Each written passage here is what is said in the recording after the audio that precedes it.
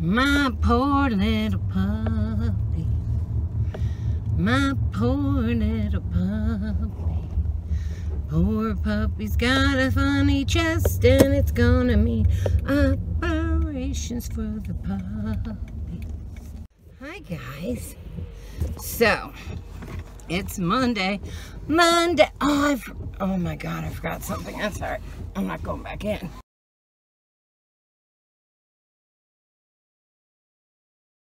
But that's what we're gonna talk about. What happened with the puppy and what's like going on with her. I love the fall because I can hide my neck. I hate my neck. I hate my neck. I want it to go down. I want it to look nice and slim and not make me look like I have a frown. Yeah, because I'm like cool with looking like this. I'm just not cool with looking with the jowsies. But I can't get rid of them because I can't have that operation right now. So I have to wait and wait and wait and wait and wait. And I'm a procrastinator. And should I really do that? Should I really maybe, you know, kill myself over fucking neck shit? But it really bothers me. Like, of all the things that bother me, that bothers me. All right, the puppy. So, when I went to pick up the puppy, her sister was separated from her. And when we walked in, there was a woman, a girl, who is friends with my groomer. That's who I thought I was buying the puppy from, but I wasn't. It was from her grandmother. They lived together. And when I went there, I met them both. I mean, that's not a thing. But, okay, so I go up to, I get the puppy and I bring her home. And every time she like drinks water or eats food, she like hacks up a lung. When I was there, I noticed the sister was separate, like they weren't in the same little kennel. And she said, oh, well, the sister had a problem. We had to rush her to the vet the other day because she has an umbilical hernia and it had gotten bloat. But the first doctor that they went to two vets. The first vet wanted thousands of dollars, lots of tests to figure out what was wrong because he said it was something genetic. So she said, well, the first doctor was a ripoff, you know, blah, blah, blah. It was all the first doctor's fault. And then the second doctor was great, you know, she's fine now. And, you know, she's sold, but we're going to take a loss on it because it was $600 for the two vets. So I was like, oh, okay. And she gave me a health certificate. I don't know from which vet, you know, because she had them at both. But she gave me the shots and the health certificate, and I left. And not long after that, I noticed that this dog coughs an awful lot. If it runs. So I was like concerned, but it wasn't acting sick at all. Like when I tell you, this puppy is like energy plus. Okay, so the puppy's coughing. So just, you know, like any owner, I was like, let me get it to the vet. Maybe it caught a cold in the car. I don't know. So but it's acting normal, crazy, jumping around, happy, you know. So I don't know what's going on. So I take it to the vet, and I did notice when I picked the puppy up how flat its chest was. But I couldn't remember, like, back when I picked up Mabel, and they are like little bulldogs. They're built with these barrel chests, you know, and they're like wide. So I thought, well, hers is just wider than it is deep. I didn't think anything of it, but that's not true. She's got, she's a swimmer puppy. Now, a lot of swimmer puppies, and what that means is their chests are flat, so their arms splayed out when they were little puppies. And instead of nursing on their side, they nursed on their belly with their head up, okay? Okay, so that all being said, because puppies are supposed to nurse on their side, the way you fix that is when they're born, you take a piece of PVC pipe, the plastic pipe, and you wrap it in cotton, and you wrap it around their chest so they can't lay on their stomachs. Like if they try, they just tip over. It rolls them to their side and kind of you know, rounds out their chest while their cartilage is soft. She did not have that happen. Now, a lot of swimmer puppies can't walk because their arms are splayed out. They act like swimming. That's why it looks like they're doing the breaststroke. If you look it up, you'll see them. So they look like little swimmers, like they're doing the breaststroke, okay? And they usually don't walk, and people tape their legs together and walk. She walks, runs, jumps, but you can kind of see that she's, okay, like one side is flatter than the other, and her arm like crooks like this when she's standing there. So I can see where it's affected her, just not as severely. And some puppies can grow out of it. Like, seriously, what I want to know is, should I be binding her now? They talked about operations. It is messing up with her trachea and stuff, and we're going to do x-rays the next time I go in, which is in 2 weeks for her next set of boosters. So, that being said, let me tell you another story. So, we had a French bulldog before Pony named Remy, and we loved him like, I don't know, he was like the best dog. Like, Pony's the best dog too, though, but he was so good and so special. And he was sickly almost from the start with like pneumonia and things like that. And so so with Remy, he got very sick. He had a thing on his ear, like a nodule, and then he got them all over his testicles and his belly, and we didn't know what it was, and they kept telling us it wasn't cancer. And then he got one on his jaw that seized his jaw, and we spent near $8,000 trying to fix this problem because they kept telling us it wasn't cancer. And when they did the big operation, they called us back and said it's a very aggressive, very rare form of cancer. And he died. We had him done the day before Christmas. He died the day after, no, the day before New Year's. That's how fast it went through his body and killed him.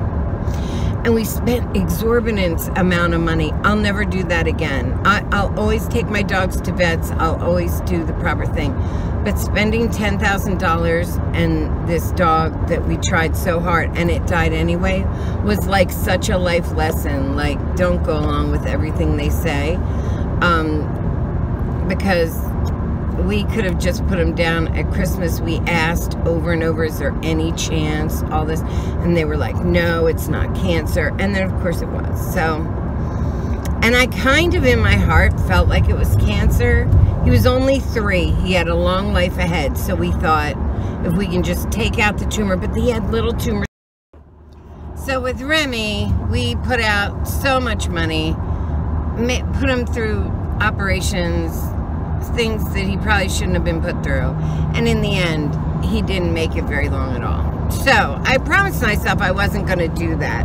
I wasn't going to do another dog that I put through such torture just to see him have to be put down anyway.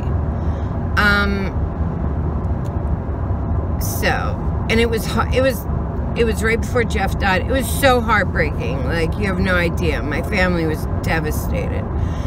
And then Jeff died not long after that. It was a pretty shitty few months. But at any rate, with this dog, I call the breeder. Well, I text the girl and I said, hi, this is what they said. She may need a very expensive operation, because there is an operation, but it sounds awful and it's very expensive, and there isn't a great amount, like this, a lot of dogs succumb to this operation. It's like really sad when I read what it could be. Now, mind you, hers is not as severe as a lot of others, but it's there. So, like you can see, like her ribs, you know how ribs go together like that? And then your heart is underneath. Her heart is below her ribs. Like, you can see her heart beating through her skin. So you have to be a little gentle with her. But she's crazy. She runs the house like a lunatic. Anyway, so I text the girl. And I tell her, and she says, oh, you're going to have to talk to my grandma because this isn't really my dog. I was like, oh, okay. So I said, she said, just call her. So I said, okay, but I got busy and didn't call her then.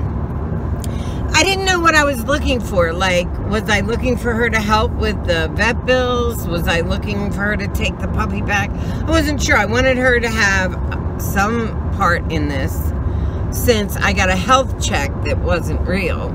And the deal is they don't know if there's a hernia that is pushing on her lungs. They don't know anything because this is a genetic problem. These are like bad genes in dogs. Like, she should not have. And the other dog has the hernia, so the other one of the litter. So that's 2 of them that have problems. So I was like, okay. So she texted me and said, did you call my grandmother? I said, oh no, I'll do it now, like a little later in the day. So I called the woman, and when I first call her, basically I'm thinking, you know what, I'll just give her the puppy back, and she can take care of this, you know. And she picks up the phone and slams it down, and in the background I hear the granddaughter say, just talk to her, like yelling. And I'm like, oh, this is not good. So I just said, no, not going to do this. Not going to get into a fight with this lady. But she calls back in like 5 minutes. And I say, hello.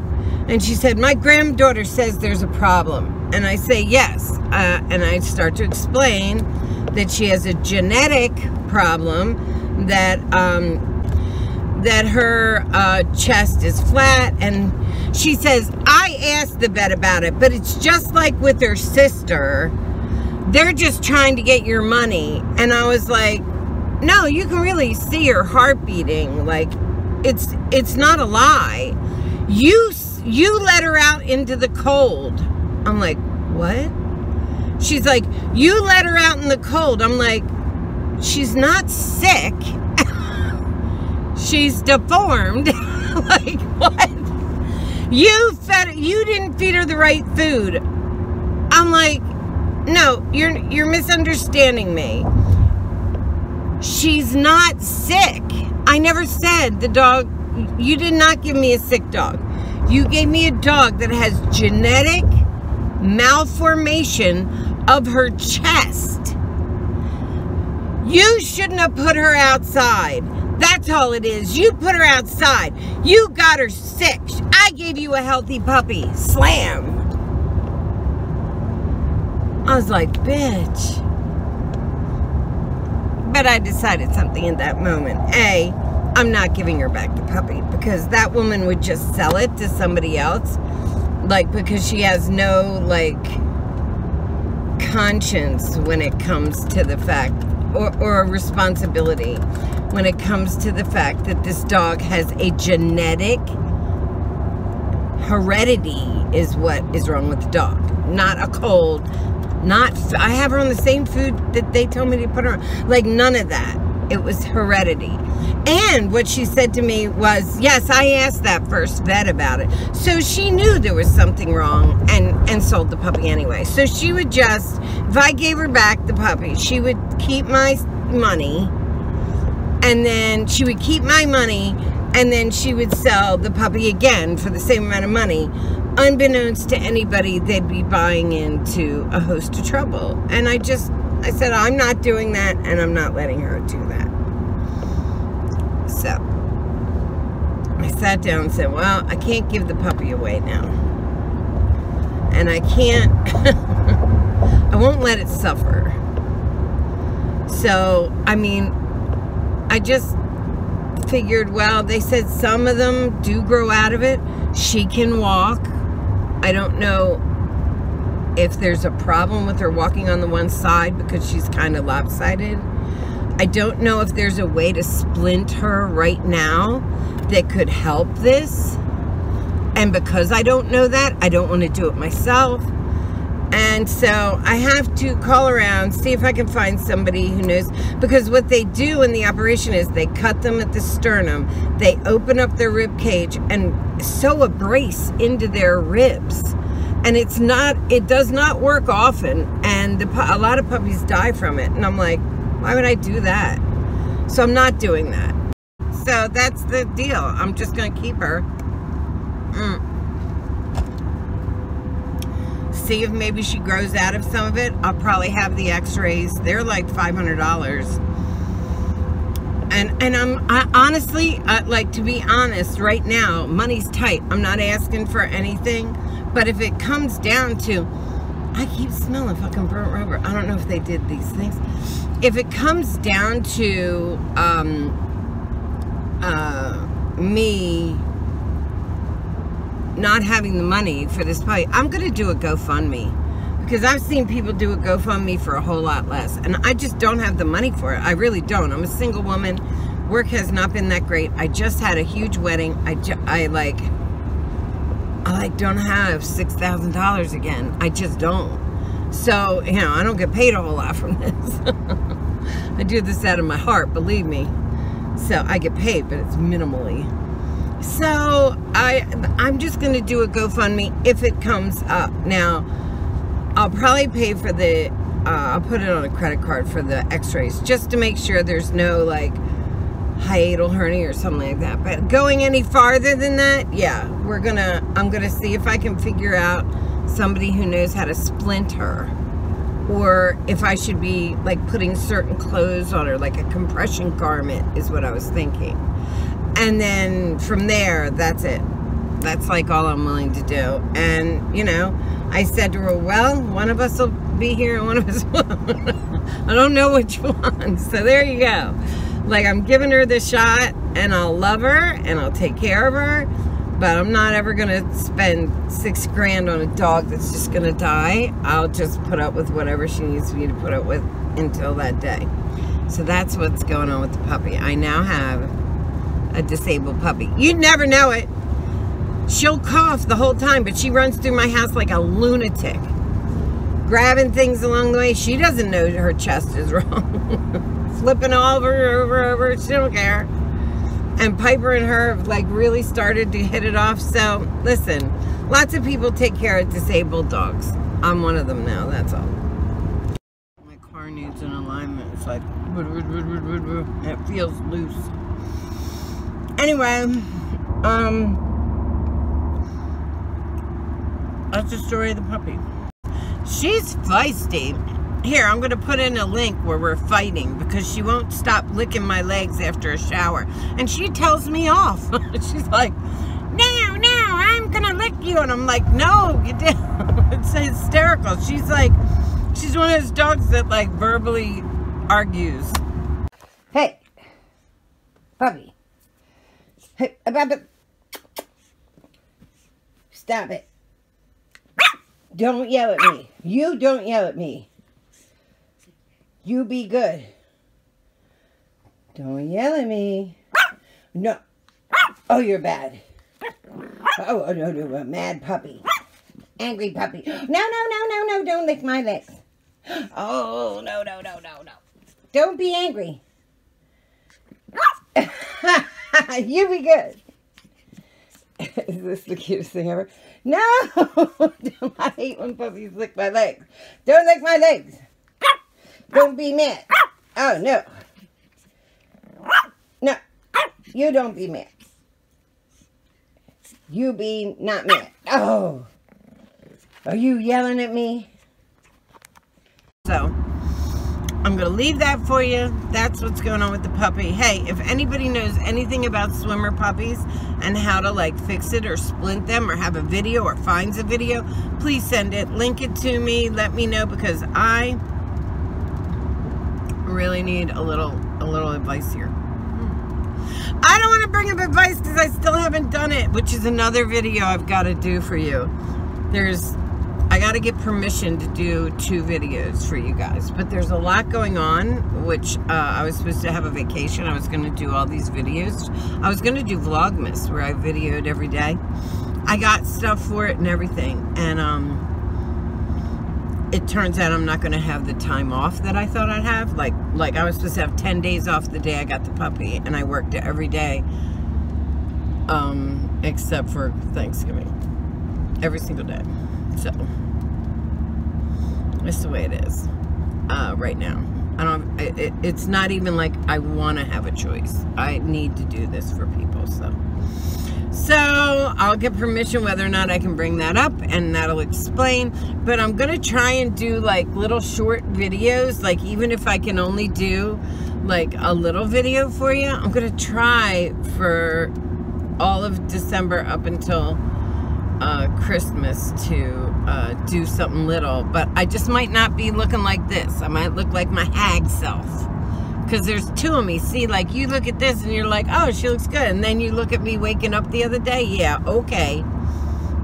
Just get used to it, because I can't look like this every day. It's just, this is too much. I have too much going on. So the ugly PJ will be out. All right, guys, I love you. I'm sorry. I wish I had more time. I wish I did this for a living. I just don't, it just doesn't create the money. And so I still have to work like a normal person. So I don't care. I like my work. I love my girls. So, and guys, I love you guys. Bye. Ramble, ramble, ramble. Ugh.